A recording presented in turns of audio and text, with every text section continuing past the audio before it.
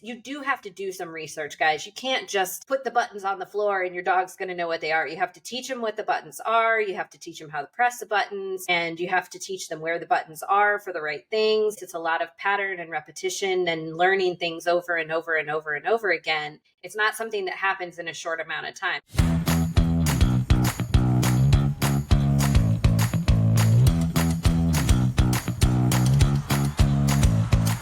This week's episode is proudly sponsored and brought to you by our good friends over at Pet Matrix Premium Canine Supplements. Straight Up Dog Talk is so excited to be partnered with Pet Matrix. After exhausting several other pet supplemental brands, I am getting the support and results I have been searching for both Toby and Fitz. Pet Matrix supports all three pillars of canine wellness using their cell matrix delivery. It delivers nutrition directly into the cell. If you're looking for a supplement that pairs with nature and science, look no further and get your dog on Pet Matrix today. This stuff works, period. Welcome to Straight Up Dog Talk, the podcast for real dog people who want more than filtered advice and surface level tips. I'm Em, dog trainer, canine nutritionist, enrichment specialist, and lifelong advocate for big feeling dogs and humans doing their best. Each week, I sit down with people who've lived it, studied it, or devoted their lives to helping dogs and their humans feel more connected. This space is for honesty, growth, and support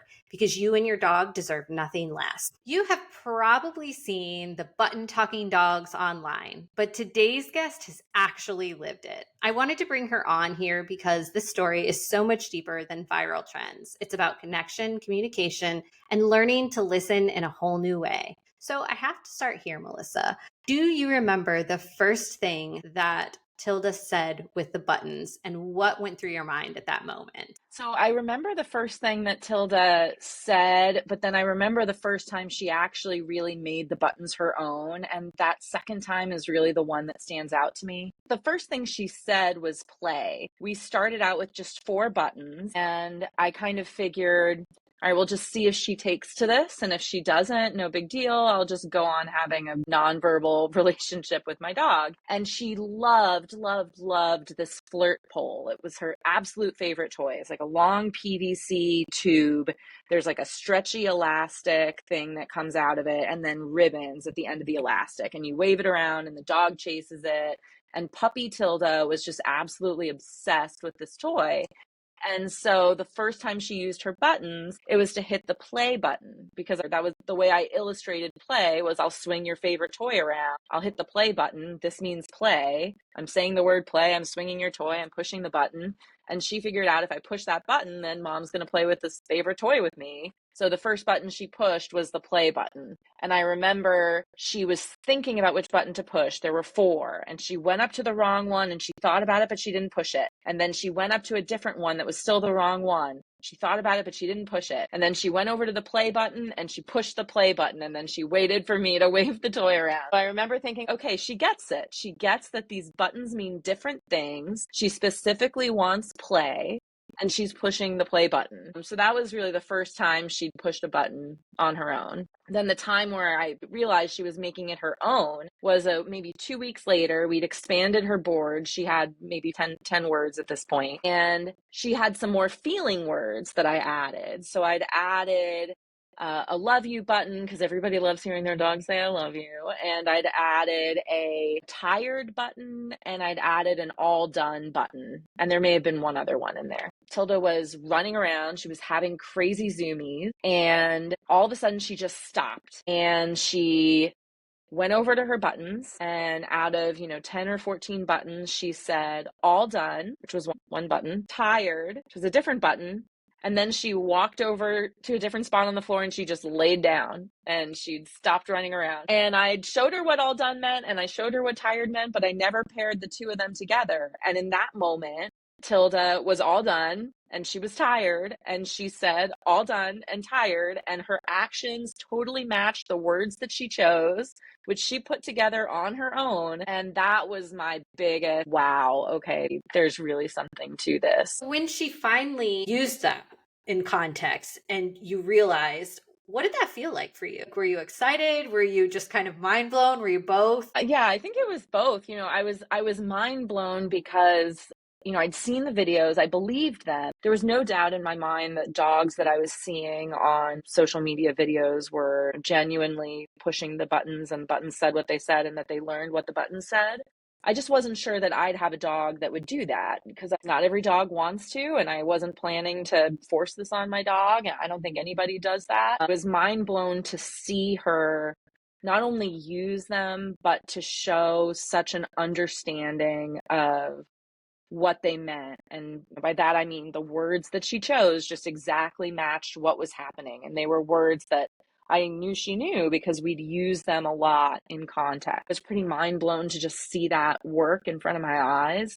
And then I was excited for the possibility of what this would mean for our relationship, that now we could use these buttons as a tool for her to communicate and tell me how she feels. And she seemed to enjoy it. And I certainly liked hearing what she had to say. So it felt mind-blowing and it felt exciting. It was a very special moment for sure. At what point after this did you feel like this was real communication happening between the two of you? Because obviously picking out a word here and there is one thing, but having her speak to you probably more than once, probably more than a few times, and really feeling like, okay, yeah, this is her talking to me. She does understand this. This is beyond, I want to go outside. I want to play. I want to lay down because I'm tired. This is actually something. How long do you think that took? I think it really felt pretty solid in that moment. And then over the course of the several months that followed, just having more and more occasions like that, where what she was saying was just undeniably matching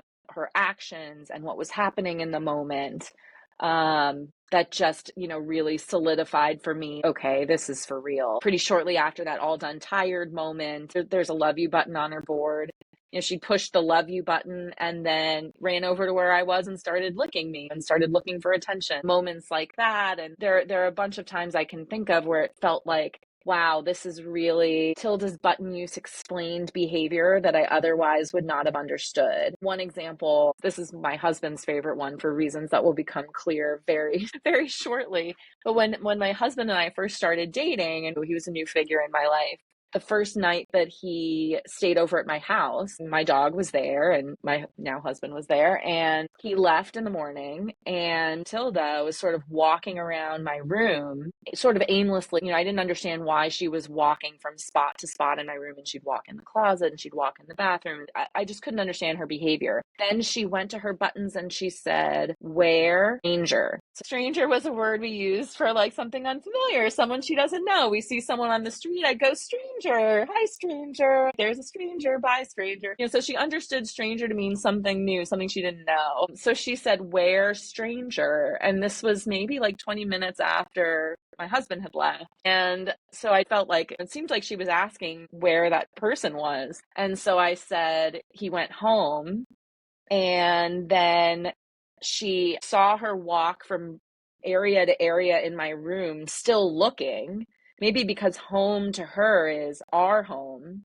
And then she came back to her buttons and she said, "Where?" again, because she wasn't finding him anywhere. It was one of those things where I was like, I would truly have no idea what was on her mind or what she was wondering or why she was doing what she was doing, if not for the buttons. And I really believe in that moment, she was looking for this strange person who had just been there and seemed to have left. And where did he go? I don't know if she understood my answer, but at least I understood what she was looking for and was able to try to give her an answer. It's funny because we really just don't give dogs enough credit for being so aware of their surroundings. Yeah. It's weird because we do and we don't, right? There are a lot of people that just don't believe that dogs could possibly learn how to use these buttons and don't believe that the communication is genuine. But then you have those same people and those same trainers who understand that sometimes you have to spell out a word because your dog will hear the word walk and they'll get too excited. So you have to spell out WALK so that the dog doesn't get too excited.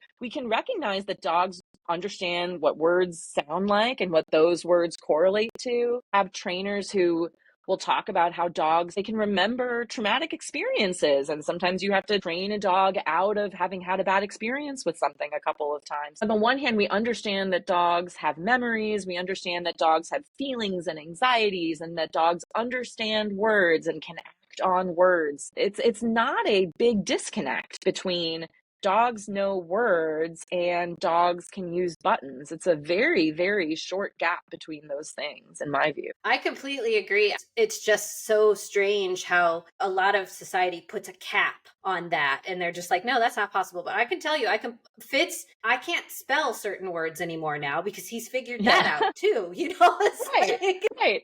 And does that mean that he could spell out his own words? No, it doesn't, but he knows what the spelling of certain words correlates to and what that means, and it's kind of the same thing. I wonder if some of it is if we really accept some of the implications of dogs being able to talk, that dogs have an inner life, which we already know. We really already know that dogs have an inner life, and so much of dog training is based on that inner life and shaping it and changing associations. But if dogs have that kind of inner life and they can tell us about it, I think for some people it gets harder to treat your dog the way you do because now they're this rich inner life, and can I still crate my dog as long as I want to, or can I still like leave my dog home and not enrich it, or there are so many other implications to my dog as this sentient creature with a rich inner life that I think might make some people uncomfortable. yeah, that is probably a big, huge part of it. Once we start to humanize it, for lack of a better term, people start looking at their pets differently, whether that's a dog or a cat or even a bird that can talk, right? Because that Mm-hmm. is a form of communication and that is scary to some people. Once things seem smart or intelligent, we have to teach them different things and we have to treat them with a different level of respect. And I agree with you. I think that probably tips the scale for some people because some people just want to chain the dog up or leave it in the kennel or not really care about its feelings. And when they're forced to have to acknowledge this is a sentient being with feelings and emotions and thoughts of its own, which lots of people feel that way, but there's a large proportion of people out there that don't understand that or agree with it. And it's really sad. Yeah, I completely agree. And I don't think that's a reason not to use the buttons or disparage the use of the buttons, but I can understand where it makes people uncomfortable or where it could feel threatening, because you do sort of have to rethink your relationship with your animal when they can start complaining about your care to you in like a very clear way. That's definitely a game changer. Do you think there were times when you misunderstood her or you misunderstood her? And what did that look like and how did you resolve it? I can think of one time very early in her button training when she still only had a few buttons and she was a puppy. I crate trained my dog, and so she slept in a crate at night, especially before she was potty trained. She slept in a crate overnight. And our routine had been she'd sleep in the crate, and then early in the morning, like 5 or 6 a.m., she'd wake up kind of whimpering, and I would take her outside to potty. And then after she pottied, we'd cuddle in bed for a little longer because as much as I would love to be a 5 or 6 a.m. wake up person, I'm not. I am a sleep in person. So my dog and I would cuddle in bed after this initial potty break. This was our life for the first couple months of her life. And then we introduced the buttons around 5 months old. And once she started getting the hang of them, several weeks or so into that process, we did the same thing as we usually do. It was 6 a.m. She whimpered. I let her out of the crate and I stood by the door to my room to kind of let her go downstairs so she could have her potty break. And she just kind of stood there looking at me, not wanting to go downstairs. And I was trying to usher her down, like, okay, let's go potty. Let's go outside.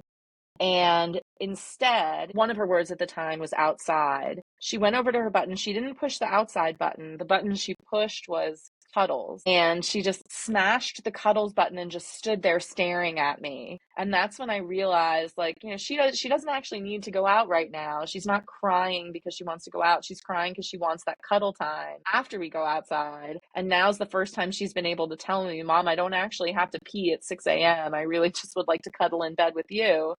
And so I said, oh, okay, like, let's cuddle. And so then I let her into the bed and we cuddled, and she didn't have to potty until it's time for me to wake up. So that ended up changing our whole morning routine. And go from that point forward, when she'd whimper first thing in the morning, I knew that she didn't need to go outside. She wanted to come into bed for morning cuddles. Oh my gosh, that's an amazing story. I love that so much. It was so precious. That's another thing too that I think that we don't give our dogs a lot of choice, right? We make all of the decisions for them. And I have found watching everybody who does the buttons online, how much more choice and advocacy that gives the dog for themselves. And I love it that you changed your routine to fit what she wanted. I just think that is so cool. Oh yeah, thank you. It was a really neat moment. There are so many ways that you can give your dog those kinds of choices in life, even if you're not using buttons. One of the dogs we're friends with, both in real life and on social media, is Alpha Mayor. And I know his mom uses a binary choice system where she's taught Al, okay, one hand means yes and one hand means no. I'm going to ask you yes, no questions, and you boop the yes hand or you boop the no hand. And so she's taught him to be able to make binary choices just with hand. He uses buttons too, but when they're away from their buttons, he's able to have a choice. But just, it does kind of put the animal more at the forefront of how you're caring for it, which I love being able to do that. I love being able to care for Tilda in a way that's meaningful for Tilda and makes her life more rich for as long as I have her. That's beautiful. And how much that enhances the relationship between you and her. I think it's so very, Yeah, very cool. it's been an amazing gift to be able to do this with her. I can imagine. It's something that we started the buttons. I started the buttons with Fitz because Fitz is very, very smart and he is very, very, I would say he's communicative in his own way. Like he doesn't need the buttons most of the time. I know what the heck he's saying. Yeah. He's very persistent about it. Yeah. But my other dog, Toby, who's passed out on my lap right here, he decided that the buttons were a place to pee. And so No. we ruined several of the buttons. And so I just finally said, we can't do this because I'm constantly replacing the buttons and they're not cheap. So No, they're not. I just didn't want to keep doing it. So we didn't get very far. I think we had about 8 buttons in and he was doing a pretty good job. He would say things like, Mom outside, or he knew to love you, and he would hit his kennel button. Like if he would see me doing my I'm getting ready to leave things, I would get my purse and get my keys and I would set everything on the table, and he would run to his buttons and he would say outside kennel, and he would know that that was time to go potty, and he would run outside and go potty, and then he'd go into his kennel. He knew, he understood. But again, that's like a lot of repetition, right? And that's a lot of cues of me saying this is what's happening and allowing him to see and digest that information at his own pace too. Yeah. And that I think that really underscores going back to this point about how small of a gap it is between the button use and what we already know dogs can do. Because I remember working with Tilda on separation anxiety training. And one of the things they say is the dogs can tell what your routine is before you're leaving, right? So they can tell she gets her shoes from that spot and she moves her keys like this. So what they tell you in separation anxiety training, right, is like, or at least what we did was do some of those things, do the things that are lead ups to you leaving, but don't leave. So it helps the dog understand sometimes these things happen and it doesn't have to be scary. So we already know that's a thing. There are credible, reputable trainers who are telling you your dogs can see the lead up to you leaving and they understand these gestures and these actions mean you're about to leave. So it really is not that far of a gap that Fitz would see all that happening, would process it, and then just would kind of close the loop and say, oh, she must be about to leave. So the next thing that happens is I go outside, and then after that I go in the kennel. Yeah. Now we already know they can do all of these things. It's just that one last step of like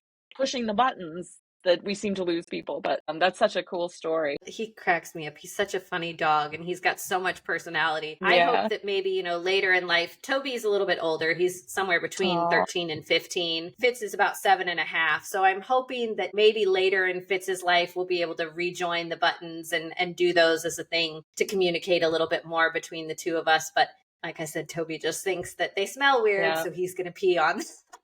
Gotta make things smell good. Fine. I'm with Toby. Yeah, it should all smell great. I'm not sure that pee smells better than the foam that the buttons are in, but hey, whatever. Yeah, that's pretty normative of you, Em. We love.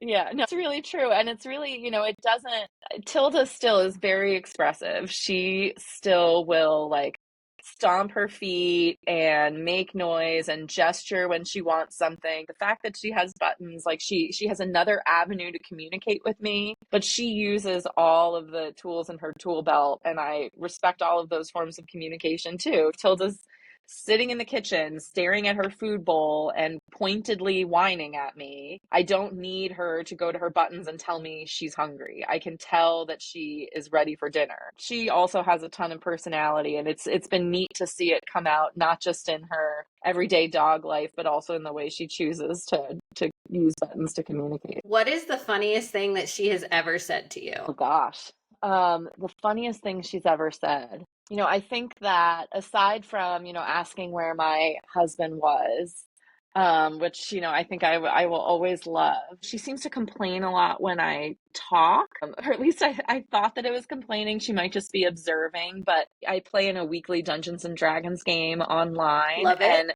pretty much without fail, as soon as I log on and that video chat starts, Tilda is over at her button saying sound, sound, sound, which certainly could just be her observing that there is now a sound. I take it personally as a complaint about the sound, but that happens almost without fail. And every once in a while, if I'm on speakerphone with my mom, she'll say the same thing, which my mom is gracious enough not to take personally. That's always fun. There was one time where I had a really weird Halloween costume on, and it was like brightly colored. There was fringe on it. It was like a piñata costume, like one of the, if you've ever seen the Tipsy Elves ads, like this piñata costume. I have a Tipsy Elf snowsuit. Yeah, exactly. I think I got it like 80% off after Halloween of some year. And so I was trying on Halloween costumes. I tried this costume on. I was walking around in it. Tilda was just judging me. And I think anyone who's had a dog can very clearly visualize the look that your dog gives you when they are silently judging you. But because Tilda can use buttons, she can do more than silently judge me. So she sat there staring at me in this rainbow fringe Halloween costume for a little while. And then she just walked right over to her buttons. And, without another word, she just said, concerned. And then she walked away, leaving me in shambles. So, I think that was the life. Thanks a lot. Wow. I know that face that you're talking about because I get that face quite frequently from both of my dogs. There's a lot of joking online about your dog looking at you when they know that you're putting on normal people clothes to leave the house or whatever. And by the way, let me jump back to that. They're called precursor cues. That's what they're called in the training world. Thank you. We start putting on like actual clothes because we might be going somewhere, obviously. And our dog is like, dang it, she's leaving the house. And then there's people that make jokes about how their dog is judging them for whatever they're wearing on their morning walk or whatever. And I just, that's that same look where the dog's like, I don't know. So I definitely know what that look is. Yes. And I'm here to tell you that your dog is actually judging you. That is not in your head. That's really happening. Love it. Concerned. Yeah. That's a perfect word choice for that. Like, right to the heart of it. Yeah, exactly. We're not playing around. How many words does she have now? She has just under 80 words now. Yeah, so right, like somewhere between 75 and 80. What was the hardest word to teach her? There are a few that she hasn't really demonstrated understanding of yet. And it's a lot of the time sequence words I haven't really seen her use. So I think she understands now and later. So we have buttons for now and later, and we have a button for soon. So I think that she kind of gets those. But we have a then button, which I thought would get at what you were describing with Fitz, this idea of like outside kennel.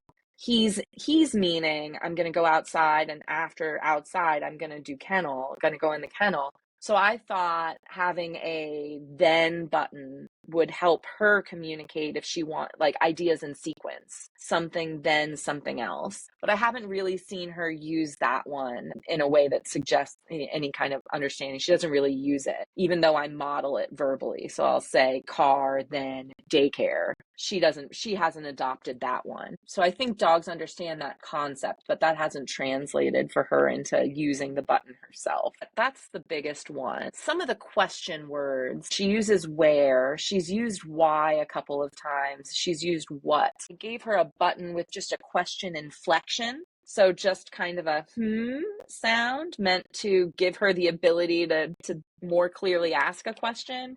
And that one, she used that one once actually in a context that I thought was pretty perfect. But other than that, she's never appended it to the end of a question. So the one time she used it, was our first time staying in a motel. She'd never been in a hotel or motel or anything like that. And I put her buttons down. We were in this hotel room. She was sniffing just everywhere. She looked to me to be trying to process where she was, her surroundings, what was going on. Then she went over to her buttons and she pushed the button, like just the general question button, which fit in that moment. But she hasn't used that one since then or with any regularity. So those are the two kind of categories where I've seen her just not really adopt those or not really make those her own. Put simply, time is a construct that we designed as humans so that we could keep track of hours and minutes for society reasons, right? So dogs understand this is when we sleep, this is when we are awake, this is when we eat, this is when we play, because they're more in tune with the earth clock, I guess is what you would call it. They're more in tune with the sunrise and the sunset and all of the things, but they don't have that same hurriedness that we as humans feel because of the clock. You're not the first person that I've heard mention that. And it makes sense to me because they're more in tune with the natural world, not the human construct of time. We can't really explain time to them. Right. That view is I'm really appreciative of that perspective, especially because from what I understand from like a layman's view, part of how dogs understand the passage of time is scent dissipating, for example. Mm-hmm. I don't know how I would communicate if her concept of time in part involves scent. I have zero concept of time that involves scent. The way I think about time is completely divorced from what I'm smelling around me. So an easy way to look at that would be you give her food bowl every day at 9 a.m. and 5 p.m. Okay. So she knows in the morning when she gets up at 9 p.m., that scent has dissipated that certain amount of time till 9, and then the same thing until 5 p.m. Those are two areas, but how do you teach them to correlate that with the passing of hours? I don't know. I don't know either. If anyone figures it out, if any of your listeners have an idea, let me know because I could use some Let tips. us know. We want to know. Yeah. Why did you start? What was the thing that made you want to do this? Because I mean, Bunny, the talking dog, like we've all seen Bunny. She's all over Instagram and Facebook and everything. And I think that's where kind of most people know about the talking dog stuff. But what was it that kind of pushed you into this? We want to be part of this. Before Tilda was even a sparkle in my eye, I had read an article about Christina Hunger and how Christina Hunger had figured out this system for allowing her dog to communicate. And I remember reading about Christina and Stella and the way that the article described how Stella spoke. I remember just being so taken with it because it seemed to me like, yeah, if a dog were suddenly able to speak English, it would have different kind of syntax and priorities and stuff than we would. Well, one of the examples in this article was that Stella saw something outside. Her attention was very much drawn to this thing she saw outside and then went over to her buttons and she said, look, look, look, look, look outside, which is just not a way a human would speak. Although a human using assistive communication devices might repeat a word for emphasis. So this idea of like, gosh, that truly is a dog being given the ability to communicate and how amazing that it can do that and how amazing to see language through the lens of another species. Another species is given this tool that maybe isn't native to it. And what does it do with it? I thought that was just so fascinating. And I remember thinking, if I ever got a dog, I think I'd try this. I'd want to try and see if my dog did it. And then when I adopted Tilda, I knew I was going to just give it a go. And I didn't think I'd put a ton of effort into making her do it. Or, if it didn't seem like she took to it on her own quickly, I was not planning to continue. I just figured I'd give her 4 buttons and see how she did. And if she seemed to like it, then we'd keep using them. And if she totally ignored them after a month, then I'd just put them away and we wouldn't worry about them. But she took to them right away. And then we just were kind of off to the races from there. For all of the listeners now who are probably wondering, where the heck do I even start with this? What would be your best advice? I think what worked for us at least is picking some words that were pretty definite. So words that you as the human have total control over them happening or not, and words that mean something definitively and mean something to your dog. So what I mean by that is when we first started, I didn't give Tilda a potty button because I can't control whether she potties or not. She had an outside button because I can control whether she goes outside or not. And so all of the buttons that she had were buttons that were sort of an action item by me. So outside, I'm going to let her outside. Play, I'm going to wave around that flirt pole that she loves. Cuddles, I'm going to go give her a hug or hold her in for a cuddle. So it was all buttons where if I pushed them, I was taking an immediate action that impacted her, or if she pushed them, I could immediately take that action. So they were all buttons where she would see the impact or the consequence of the button right away. The button would have an action associated with it. And they were all words that we had used in daily life. So that same way, you have to spell out WALK because you don't want your dog to hear because the dog's going to run to the door. They were all words I knew she knew because I'd use those words every day. Every time we went outside, I'd say outside and we'd go outside. Every time we played, I'd say the word play. And then I'd reinforce those words and those buttons while we were doing the thing. So I'd say outside, we'd push the outside button, we'd go outside. I would keep saying outside while we were outside. And that way the dog hears the word in its appropriate context. And then if we were near the buttons, like when we were playing, I would say play and push the play button so that she could see that this button means this thing we're doing. This button means play. The word play is this button. This button means we're going to play. So the biggest things I'd say are pick words that are meaningful to your dog, words that you can do, action items for you so that your animal can see you doing those things. And then it helps if they're words that your animal likes. So Tilda loves play.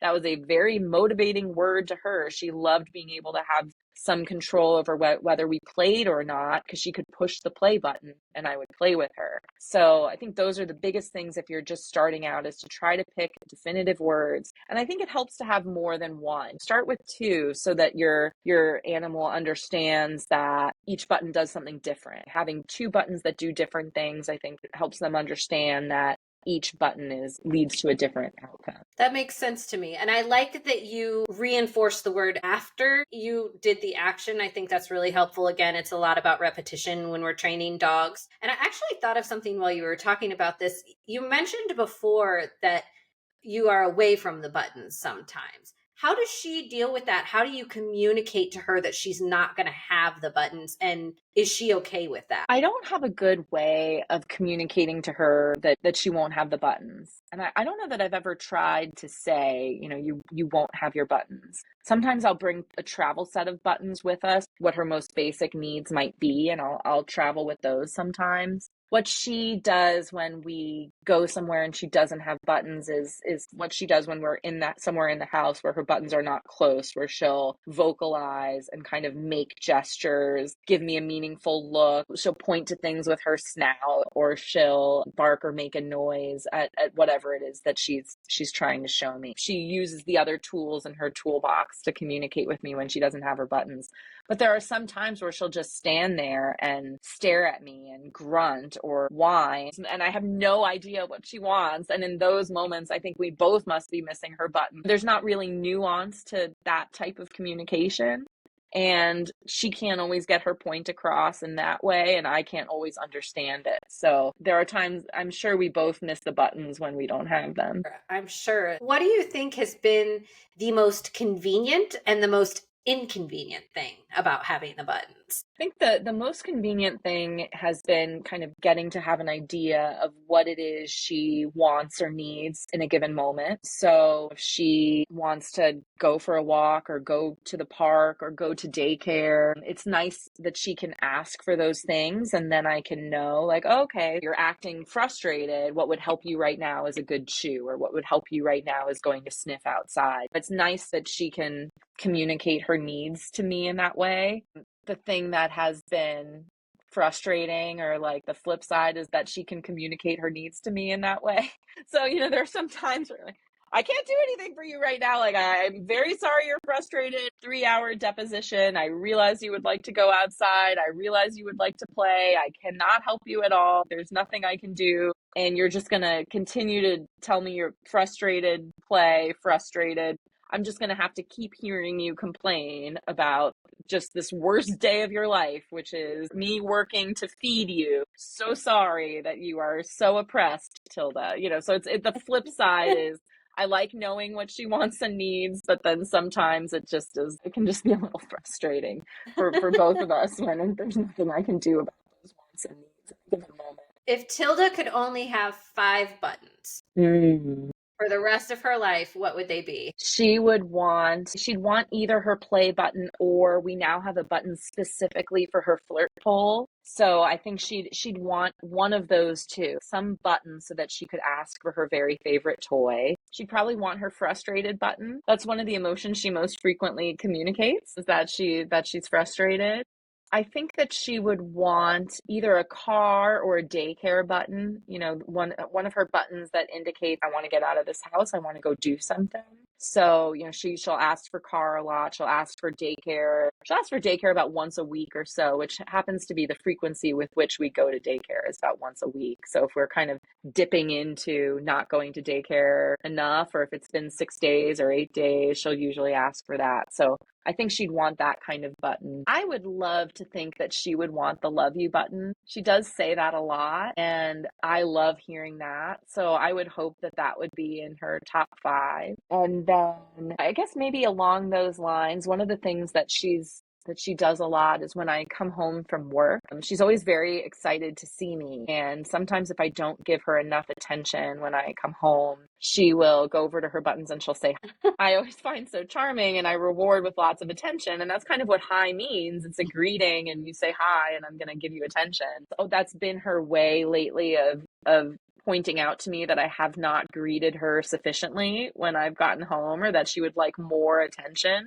So I think she'd probably want her hi button, because she's always very excited when I get home and always looking for an extra greeting. I love that. I think that's a good combinations of buttons. I imagine that this changes how you see her completely. This is completely altered probably what you will think about all of your future dogs too. How would you say that your relationship has evolved with her because of the buttons? I think a lot more about what she wants and what she needs. I like to think I'd still think about those things no matter what, because any dog owner always wants to do the best they can for their dog, and I'm no different there. I think I'd always be trying to do that. Just having this window into the things that she cares the most about really helps me put her more to the forefront of our relationship. Flirt pole is just truly her favorite thing. That's one of the things she asks for the most. And knowing how much she cares about that and how much she values our time spent playing with that toy based on how often she asks for it makes me want to play with that toy with her more. It bores me to tears a little bit. It's not a very exciting toy really for a person to play with, and I have to wave it around constantly. Can't really do it while I'm seated, so I have to stand up. But and these are all like little petty complaints when I think about how much she loves it, as evidenced by how much she tells me that she loves it. I think I appreciate that I can put the things that she values more to the forefront of her care and our relationship. And just knowing that she cares about that kind of thing. I think a lot of people maybe have had the experience of seeing a pet. I know dogs do this for sure. Seeing a pet with a big basket of their toys, dig through the basket for one specific toy, right? Have you ever had this happen? Where it's like they are throwing aside all these other toys that are perfectly good because there's one specific toy that they know is in the bin, and that is the toy that they want to play with. I think many of us have had that experience, and just kind of getting that insight into my dog has preferences. My dog has a plan for how the next 10 minutes are going to go, and that plan is specific down to which toy she's going to be playing with. I love that she can bring me into that plan and that I can help make that happen for her. It's really cool. Do you think that this is, like most things with dogs, a dog by dog activity, or do you think that this is something that every single dog can do? I don't know the answer to that question. Based on kind of the dogs that I know in my real life, I think every dog probably could do it. I don't know that every dog wants to. I know from personal experience that there are plenty of people in my life who wanted to try buttons with their dog or with their cat, and did everything to the book, did everything to teach the button use that anybody would suggest that they do. And for whatever reason, their animal just doesn't pick it up. Like doesn't want to or doesn't care or something just is lost in translation. Nobody knows. And, it can feel frustrating if this is something you were looking forward to having as a part of your relationship. But I do think there are some animals that just aren't especially interested in using these. And that's okay too, because we have all of these other ways that our animals can communicate with us. I agree with you. We get our dogs and we think that we're going to do all of these amazing things. I thought Fitz was going to be a go everywhere with me, self-trained service dog, and he's reactive and people selective, and he just wasn't the dog. And as heartbreaking as that can be, there's also something to be said for giving them that choice and letting them decide if they want to participate in a type of play, if they want to use buttons to talk to us. Again, individual, unique personality. Absolutely try it with your dogs, but if they're not interested, don't force it. Then it's not fun for anybody. It's just not. Absolutely agree. And no matter what you do, you're going to have an enriching relationship with your animal. If you're a person who's driven to add an animal to your life, that animal is going to enrich your life and you will enrich its life really no matter what you do. Just the process of caring for it is going to be a blessing. And the buttons are one aspect of a relationship, but they don't define it. And if that's not something that your animal is interested in, that's not a negative. It's just like you said, it's just their personality. That's kind of the magical part of bringing an animal into your life is you take them as you find them, and it's like, okay, well, you've got your own personality and I'm going to learn to love that personality and we're going to kind of grow together in this life. I think one of the criticisms I see a lot of people who use buttons with their animals is this idea of them being forced to use the buttons, or you're not listening to them communicate any other way. I guess there are some times where I see videos of people who are still learning, where they're maybe putting their animal's paw on a button, or their animal's crying to go outside and they're like, well, push a button, show me what you want, push a button. And I think that the way who've been using the buttons for longer, what the kind of research shows and trainers who talk about buttons, how they talk about it is that it shouldn't be forced. Like you said, it's an enhancement if your animal is interested in doing it, but it shouldn't replace your dog's other forms of communication, your animal's other forms of communication. And it shouldn't be something where you are forcing them to use this. And that's the way Tilda picked it up, was just so natural to her. She just got it. It was like, oh, this is a different way for me to tell you that I want to play with that flirt pole. Great. Like I'd love to do that. Let's play with the flirt pole. And it was something she clearly enjoyed doing, and she still does it when she wants to. She's never forced to push anything. And yeah, I think that's part of the beauty of having an animal is what is this creature going to be like, and what are they going to want, and how can I make its time on this earth as wonderful for it as possible. We spend our whole lives discovering who we are, so we should spend their whole lives discovering who they are.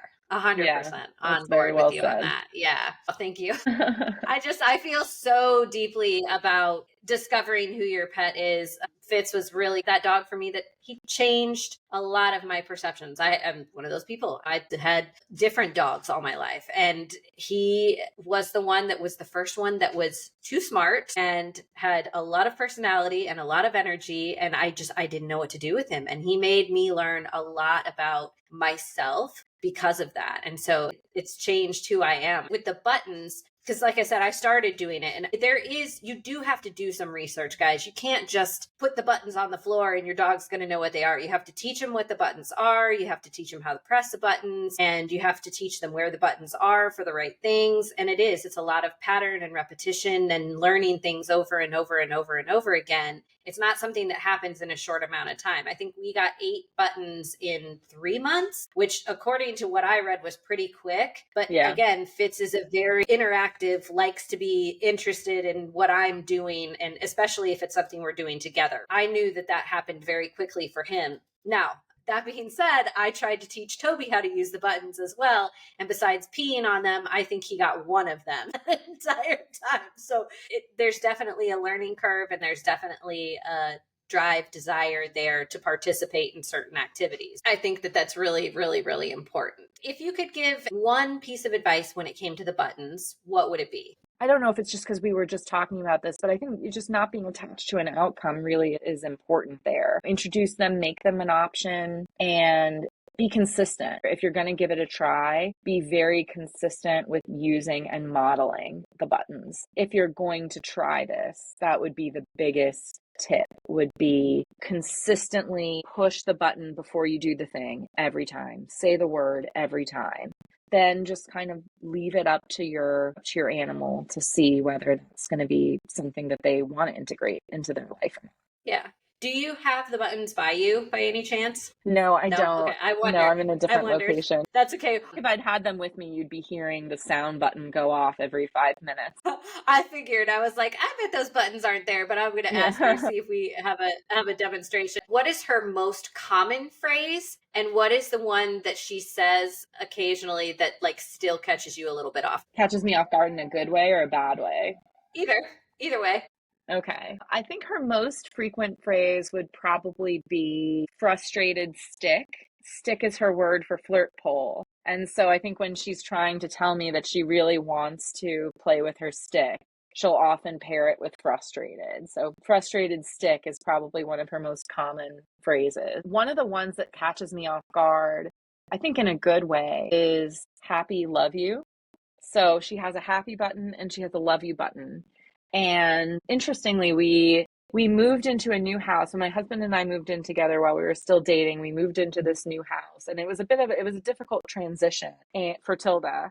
I guess for me too, but that's a different podcast. Tilda had a difficult time adjusting to being in this new house, and my husband had a dog who, may he rest in peace, was a bit of a nightmare. That dog is now passed away of natural causes, but he was a spicy old man, and he probably was like a little bit demented, and it was a little bit of a challenge to move my happy-go-lucky dog in with this like literally demented old man dog. And part of our kind of journey in figuring out that relationship involved getting my dog on medication for anxiety. And I remember after a couple weeks of her being on this medication, she hadn't used positive emotion words in quite some time. Really, maybe since we moved to the house, she had not been using her happy, love you, her good. The buttons she has that indicate positive emotion, she'd been mostly using frustrated, concern, those types of buttons. And then a couple weeks after she started on the medication, she said, happy, love you. And she's been saying happy love you ever since with some amount of regularity. And those were words that she really hadn't paired together before she started medication. And now it's a pretty common phrase for her. And every time I hear it, it always gets me. It just always melts my heart that she feels that she can communicate that. Every time she says it, she's always looking at me afterwards and expecting some warm sounds to come out of my mouth as a result of that. And so I think that's the one that really always kind of brings me up short, but in a good way. I think that's a really good one too. I think I would love to hear that too. And what a gift for her to be able to communicate that she was doing better as well. It is hard when you have two dogs that don't really understand each other and have a hard time communicating with each other, and health issues and all the things, right? It's like living in a household with people that are different. It can sometimes be a communication error, discomfort, or arguments or whatever. And we are able to say, I don't like that. But often, even as people, we have a hard time doing that. So I can't even imagine how difficult it must be for dogs to communicate that discomfort as well. So what another cool way for you to be able to give her an outlet. What you're doing is really, really cool. And I can't wait to continue to learn more from you and learn more about your adventures. I'm sure we'll probably have you guys come back again and maybe do a demonstration for us. Maybe we'll be able to come and meet you in person, and we could do a demonstration with Tilda and she can show us the ropes. I'd love that. Yeah, I think that would be super fun. What would you like to leave the listeners with today? What I'd most like to leave people with is that this is something that animals can do. They really can do it, and they are doing it.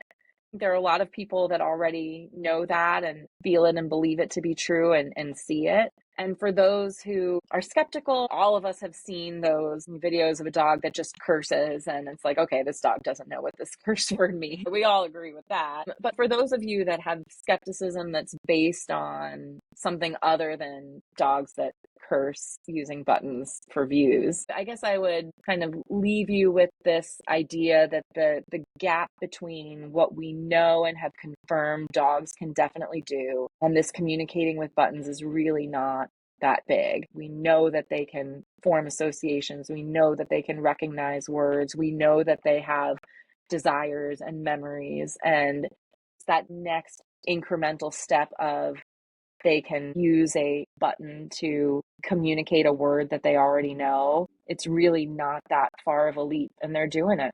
They really are doing it. They are doing it. And again, a tool is a tool is a tool. Some dogs can use it, some dogs can't. And I think that if you have the opportunity to get the buttons, try the buttons, everyone should absolutely at least try, because there's no better gift than finding another way to bond with our dogs. So you guys remember, spread joy, be kind, and always keep learning about your dogs. And we will see you guys next week on Straight Up Dog Talk.